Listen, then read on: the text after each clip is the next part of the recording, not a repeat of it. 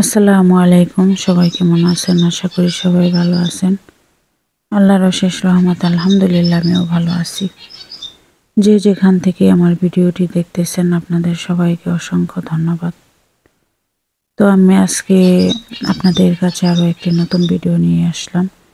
আমার ভিডিওটি দেখতে থাকেন, আশা করি ভালো লাগবে। তো আজকে বের হয়ে গেলাম একটু হাটে যাব, মানে কি হাঁস মুরগির হাট বলে, ওখানে যাব হাঁস মুরগি কেনার জন্য। তো এখন আমার হাজবেন্ডই যায়। তো আজকে বলতেছিলাম যে চলো আমাকে নিয়ে যাও, আমার এখন আর ঘরে বসে থাকতে ভালো লাগে না। তো এই যে এটা দেখতেছেন, এটা হইতেছে পার্ক। এখন সব মানুষ বিকালে পার্কে বসে, যে পার্ক এটা, এখন সব মানুষ বিকালে পার্কে এসে বসে থাকে, রাত্রে আর আসে না। তো অনেক প্রচণ্ড শীত।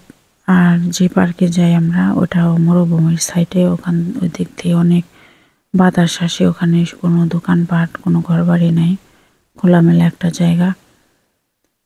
তো এখন আর শীতের মধ্যে ওখানে যাওয়া সম্ভব না।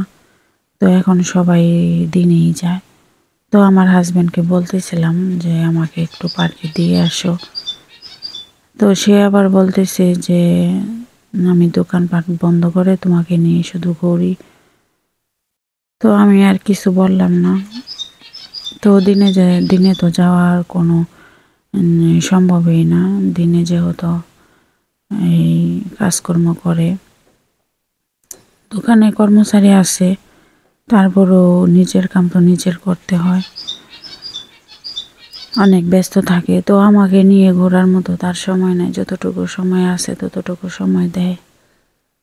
তো যখন গরম ছিল তখন সপ্তাহে একদিন বৃহস্পতিবারে পার্কে যেতাম। তো এখন তো শীত পড়ে গেছে, এখন আর রাত্রে যাওয়া সম্ভব না। বৃহস্পতিবারে রাতে আর কি সবাই পার্কে যায়। আর কি যারা সুদানরা তো প্রতিদিনই যায়, যাদের কাজ কাম আছে তারা তো আর প্রতিদিন যেতে পারে না। তো আমাকে সপ্তাহে একদিনই নিয়ে যাওয়া হয় হয়তো আর কি পার্কে। তো এখন শীত পড়ে গেছে, এখন দিনে নিয়ে যাওয়া পসিবল না। এই যে দেখেন, গাড়ির সামনে দিয়ে একটা লোক দৌড় দিল। কেন গাড়ির সামনে দিয়ে দৌড় দিতে হবে? এক সেকেন্ড দাঁড়ালে কি হতো, এখানে তো আর গাড়িটা দাঁড়িয়ে থাকবে না, গাড়িটা চলেই যাবে। কিন্তু এখন যদি অ্যাক্সিডেন্টটা হতো, স্লোভাবে আর কি চালাইতেছিল গাড়িটা, যদি অ্যাক্সিডেন্টটা হতো তাহলে কিন্তু গাড়িওয়ালারই দোষ হতো। আপনার এই দেশে আবার একটা ইয়ে আছে যে যাচাই করে কার দোষ কার কি। আর কতটুকু কি আমি এত কিছু জানি না ভাই। তো আপনাদের সাথে কথা বলতে বলতে চলে আসলাম এই হাটে। তো এখান থেকে ডিম নেব। তো এই ডিমগুলি দাম অনেক বেশি। আগে এক জায়গায় দেখছি ওখানে আর কি 5 রিয়াল কম। তো যেখানে 5 রিয়াল কম সেখান থেকেই নিব একই ডিম। তো 5 রিয়াল বেশি দিয়ে এখান থেকে কিসের জন্য নিব? এই যে দেখেন, বাচ্চারা বাংলাদেশের বাচ্চাদের মতোই ধুলাবালি দিয়ে খেলতেছে। কত সুন্দর সুন্দর পাখি, হাঁসের বাচ্চা। তো এখানে এসেছিলাম হাঁস কেনার জন্য। তো হাঁস আর আজকে পাইলাম না। এই হাঁস আছে যেইগুলি, এই কটা হাঁসই আছে, তাই ছোট ছোট। এই পশম বাঁচতে বাঁচতে আমার দফা রফা হয়ে যাবে। তার জন্য হাজবেন্ডকে বললাম আজকে আর হাঁস খেতে হবে না, মুরগি নিয়ে চলো। তো হাঁস পেলাম না। তারপরে একটু এই যে জিনিসপত্র বেচাকিনি করে এইদিকে আসলাম। তো মূল উদ্দেশ্যই হলো এখানে আসার। তো এখান থেকে এগুলি হইতেছে মশলা। তো আমার হাজব্যান্ডকে বলতেছিলাম যে মশলা নিয়ে চলো। তো বলতেছে না, মশলা তো আছে। আমি তারপরও যদি কম দামে পেয়ে নিয়ে চলো। তো দাম করতেছিল, দাম আরও মার্কেটে যে দাম তার চাইতে আরও বেশি দাম। তার জন্য আর নিলাম না, যেহেতু আছে আবার মার্কেটের চাইতে দাম বেশি, তাই নিলাম না। আর এখানে আসার উদ্দেশ্য হলো আমার ছেলে পিস্তল কিনবে। সে বলতেছে আমি হারিস থেকে পিস্তল কিনবো। যাদের বাচ্চা আছে তারা তো জানেনি খেলনা কেনার কি ধুম লেগে যায়, মানে কি খেলনা কিনে দিয়ে শেষ করা যায় না, একটার পর একটা খেলনা আছে, কিনে দিতে হয়। তো আজকেও 2টা পিস্তল নিল। সেদিনকে মেলায় থেকেও অনেক কিছু কেনাকাটা করছে। তো 2টা মুরগি কিনে এখন বাসার উদ্দেশ্যে রওনা হয়ে গেলাম। এই যে দেখেন সন্ধ্যা হয়ে যাইতেছে। আসছিলাম মাগরিবে, আসছিলাম 4:30 বাজে, আর এখন অলরেডি মাগরিবের আজান দিয়ে দিছে। এই যে এটুক হলো মরুভূমি, অল্প একটু এখানে দেখা যায়, অল্প একটু, কিন্তু অনেক বড় মরুভূমি। এর সাথে বিশাল বিশাল মরুভূমি পড়ে রয়েছে, মক্কা মদিনা যাওয়ার সময় দেখা যায়। তো ইনশাল্লাহ আপনাদেরকে দেখাবো, দোয়া করবেন আল্লাহ যেন বাঁচিয়ে রাখে, দেখাতে যেন পারি আপনাদেরকে মক্কা মদিনা। তো রোজার মধ্যে যাব আমরা, ঈদটা যেহেতু মক্কা মদিনায় করি, মানে কি ঈদের দিন বিকালবেলা আমরা রওনা হই, 3-4 দিন পরে আমরা আসি মক্কা মদিনায় থেকে। আগে যাই তায়েব, তায়েব থেকে মক্কা, মক্কা থেকে মদিনায়, মদিনায় থেকে বাসায় চলে আসি। তো আল্লাহ যদি বাঁচিয়ে রাখেন তাহলে এবারও তাই আর ব্যতিক্রম হবে না।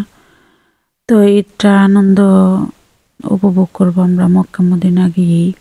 দোয়া করবেন সবাই।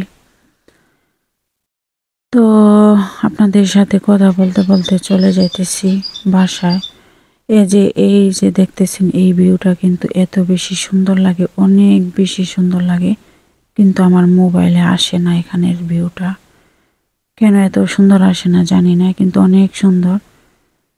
মানে কি নিচায় থেকে উপরে, আবার উপরে থেকে একবারে নিচায়, এমন একটা সুন্দর রাস্তা এখানে, কিন্তু এখানে আসতেছে না। আর এই যে দূরে দূরে সৌদি আরবের বাড়িঘর, মাটি দিয়ে উঁচা করে দেশের বাড়িঘর করে না, যেমন মাটি থাকে তেমন মাটির মধ্যেই বাড়িঘর করে। আমাদের ওদিকে তো বাংলাদেশি মানুষ অনেক মাটি ফেলাইয়া উঁচা করে তারপরে বাড়িঘর বানায়।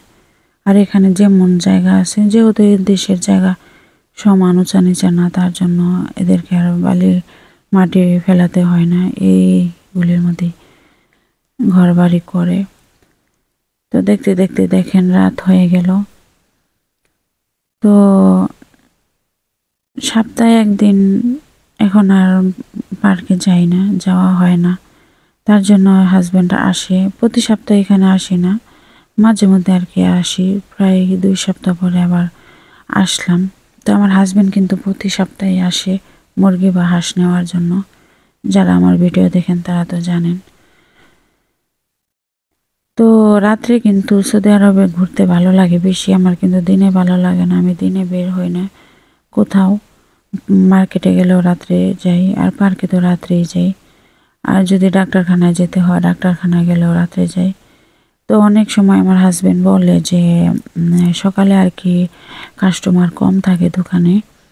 তো সকালের দিকে, সকাল থেকে 12টা পর্যন্ত আর কি কাস্টমার কম থাকে, আর 12টা পর্যন্তই তো দোকান খোলা থাকে, 12টার পরে বন্ধ করে ফেলে আবার 4টা বাজে দোকান খোলে।